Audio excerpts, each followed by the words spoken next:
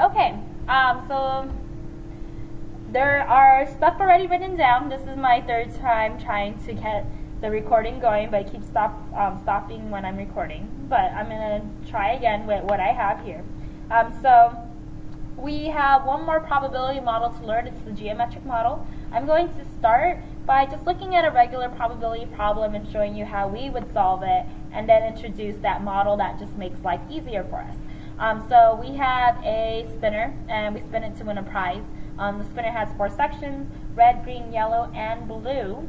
Right? So here are the probabilities for those sections. We win when we actually spin red. And so let's go ahead and answer the following questions. So the first one: what is the probability of not winning until the third try? Okay, so that means I don't win. That's red complement. I don't win, red complement, and then I finally win in the third. Okay, so red complement, so probability of red is 45%, so not getting red is 55%, again 55%, and then finally we win it, probability of winning 45%. And so we would multiply that out, and then that's how we would get that probability. The next question is asking what's the probability of winning on the 10th spin. So that would mean that we don't win for the first, the second, the third, the fourth, the fifth, the sixth, the 7th, and the 8th, and then the 9th, and then finally in the 10th we win. So 1, 2, 3, 4, 5, 6, 7, 8, 9, and then we win. And so that would be 0.55 times 0.55 times 0.55 times 0.55, so on until we get to the 10th one, times 0.45, and then that's going to be 0.0021. Third question: what is the probability that it will take you 18 spins before you get your first blue one? Okay, so the probability of not blue, and not blue, and not blue, and not blue, and not blue, right? That's a lot of work. So 1, 2, 3, 4, 5, and at some point we'll get to the 17th spin. Right, so probability that it will take you 18 spins before you get your first blue, and then finally we will get blue. Okay, that is take you 18 spins before you get. I think so. Hold on, I'm reading this. What is the probability that it will take you 18 spins before you get your first blue? So we have to spin it 18 times, and then finally the 19th time is when I get my blue. Now, looking at that, that would be a pain in the butt to have to do all that work, right? And so there must be an easier way to do this, right? There has to be an easier way to do this. And so what that would be, right? We know that we're going to fail the first 18 times until we get the blue, and so we would want to take the complement of blue, which is, so probability of blue is 15%, so not blue is 85%. We're going to fail 18 times until we get blue that last time, okay? That's essentially the math that we were doing. That's what we were doing here. I wanted to lose 2 times until I won that third time. I want to not get red the first 9 times until I get that third one. And what makes these nice, why I can do this and write it in this form, is because they are independent. And so that general form is basically me writing the probability of failure, which is 1 minus p, and then the number of times that I actually want to fail, which is going to be n minus 1, times succeeding, which is p. Okay? This is known as the geometric model. So it looks a lot nicer than our binomial model. Okay, so this type of question is specifically the geometric model. Basically what happens is that you continue trials until you get a success. Notation for the geometric model is going to be G of P, so the probability of success. There are 4 conditions that apply to the trials. So just like the binomial distribution, we need 2 possible outcomes. The probability of success has to remain constant. We want to have independent trials, and we know that we don't know how many trials we need to do, right? There's not a set number of trials, which makes this different from the binomial distribution. Now, if we don't have independent trials, essentially we have to make sure that we can proceed as long as the sample is smaller than 10% of the population. So that's known as the 10% condition. Okay. So for geometric models, and this actually is not on your formula sheet, so this one you should memorize, but this is pretty straightforward, right? Because it's intuitive. Like, we've been doing it again and again in our basic probability problems. Now the expected value, right? So on average, if we were to do this many times, how many would we expect? Would just be 1 over p. So again, not on the formula sheet, needs to be memorized. And then for the standard deviation, the square root of 1 minus p over p, right? Which is just q over p, the square root. Okay, both of these not on your formula sheet, so these do need to be memorized if you come across them in a free response problem or a multiple choice problem. Okay, so we have learned a lot of new vocabulary from chapter 16, so I just want to do a quick review of it. So we learned that a Bernoulli trial is when you have 2 outcomes, the probability of success is constant, and the trials are independent, right? Or it meets the 10 condition. Now, we are able to use the geometric model on a Bernoulli trial when the 3 conditions, right, have been met, so they have to be Bernoulli. And what we want to do is we want to model where we continue until we get a success, okay? So I'll show you what a probability problem looks like in that context. For the binomial model, right, it has to be a Bernoulli trial, so the 3 above conditions, 2 outcomes, probability of success is constant, and it has to be independent. But this is where we have a set number of trials, and then we're asking questions about a certain number of successes. Okay, so that's just the difference between all of those. So let's just go ahead and jump into a problem so that we could decide when it is best to use which model. Okay, so suppose the computer chip manufacturer consistently rejects 2% of the chips produced because they fail pre-sale testing. First thing we want to do, is this a Bernoulli trial? So let's go through our checks. So it has to have 2 outcomes, right? It looks like reject and not reject.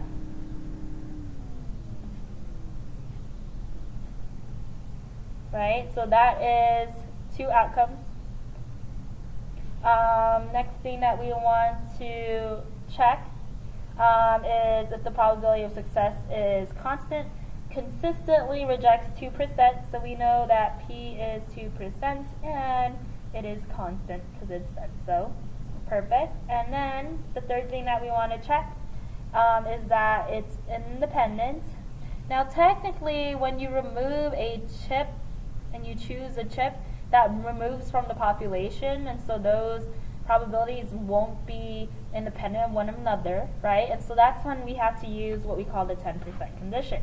And so for the 10% condition, we have to think about how many computer chips there are in total. So I'm looking, so suppose a computer chip manufacturer consistently rejects 2% of the chips produced because they fail at pre-sale testing. Is this a Bernoulli trial? So as long as n is big enough, so let's figure out what n has to be, okay? So this is one like that problem that we just did. So we want n times p to be at least 10. So let's figure out what n needs to be, right? P is 0.02, at least 10, and then we're solving for n. So I'm going to go ahead and divide 10 by 0.02, and we get 500.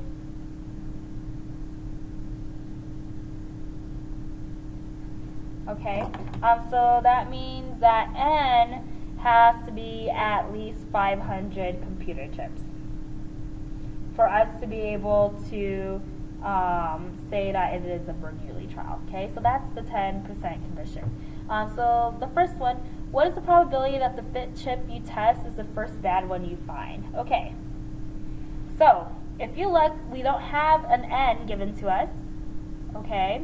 And it looks like I am going to keep picking chips until they fail. Alright? And so that tells me that I have to use the geometric model. Right? And so my geometric model is G, and probability of success is 0.02. Okay, and so what that looks like is the probability, so let's define x, actually. Let x equal the first time, the first chip that fails. There we go. The first chip that fails, that's that in this situation. So we want the probability that the first chip that fails to be 5. Okay? Now, old school way tells us that we want the probability of it being not rejected, not rejected, not rejected, not rejected, until it is finally rejected, right? The fifth one is going to be the one that fails. And so now using our new model, we know that probability of failure in this situation is 0.98. Okay, I want us to make sure that it's okay the first 4 times, and then finally on the last one, it's going to fail. Okay, so there's that fifth one.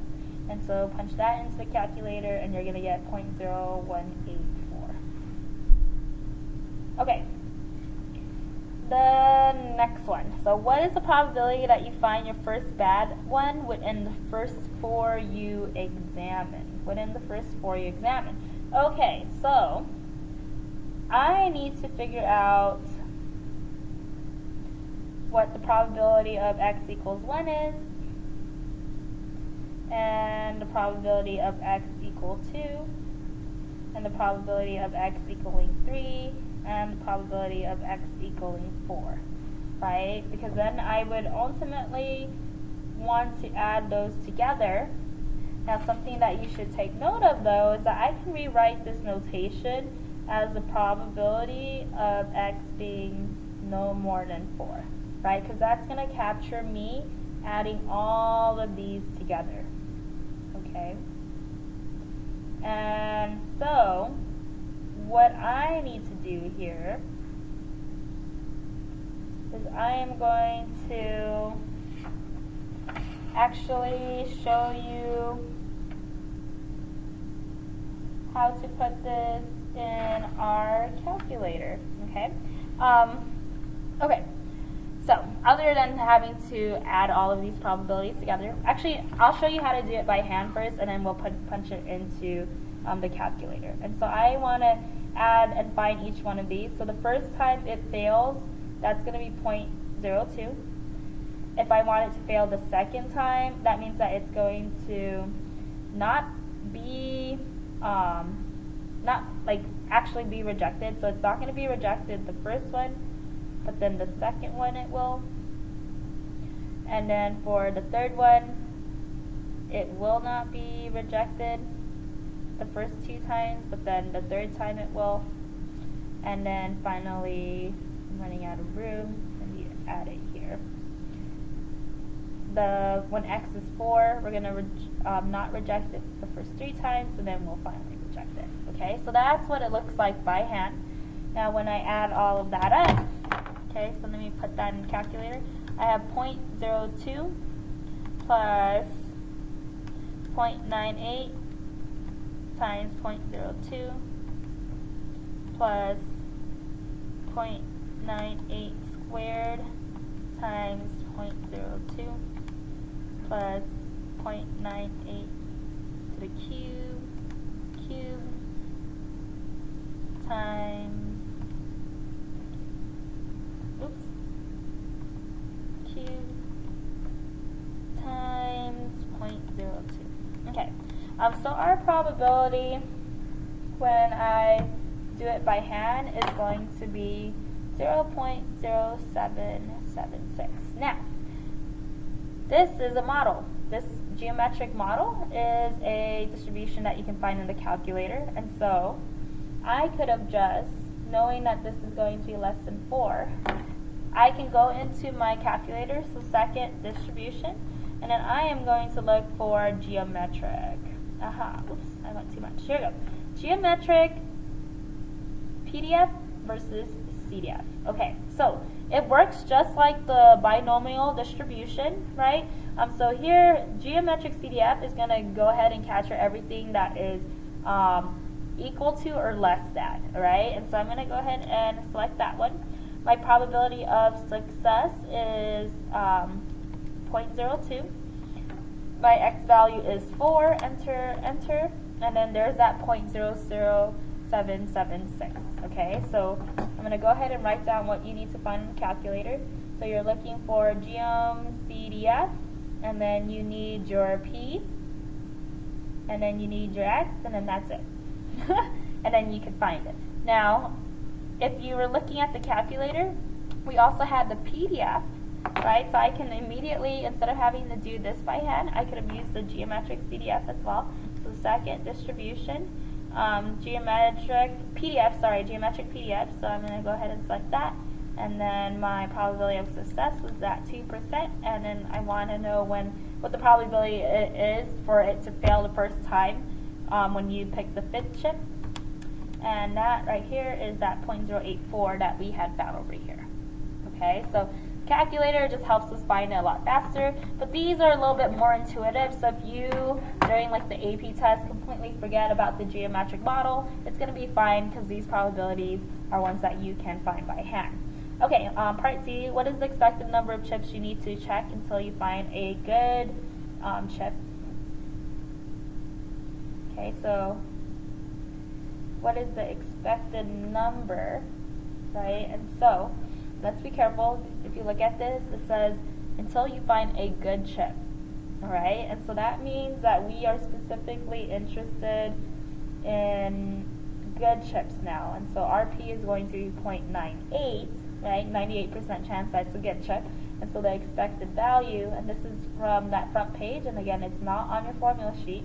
If I wanted to find the expected value, it's going to be 1 over P, and so that's going to be 1 over 0.98.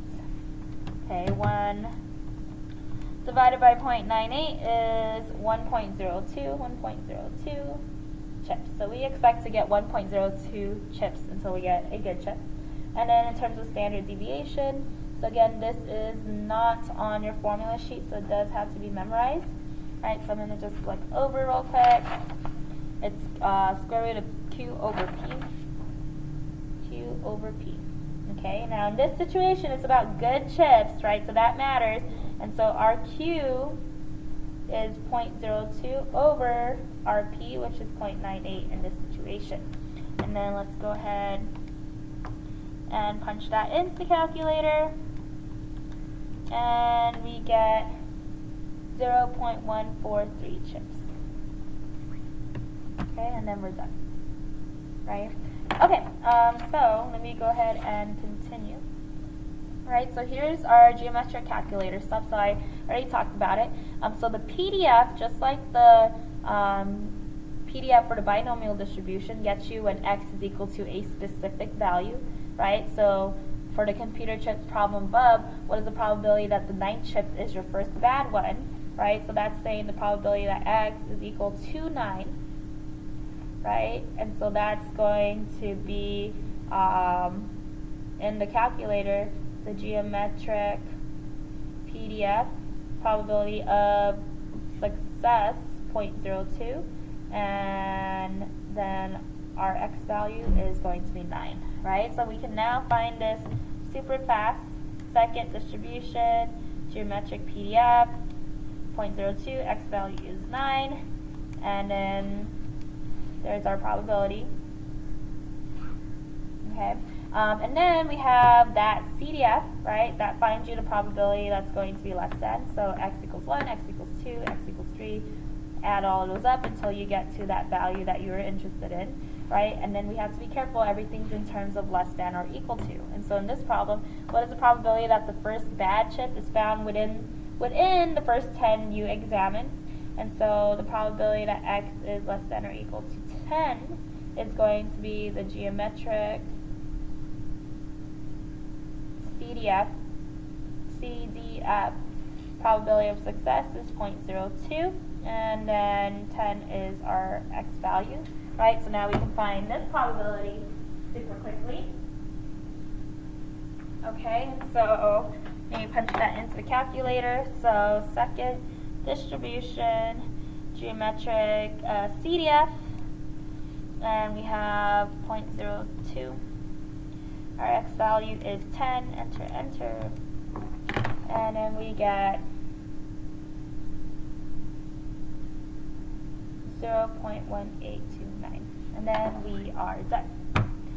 Okay, cool. So let's go ahead and just do one more example.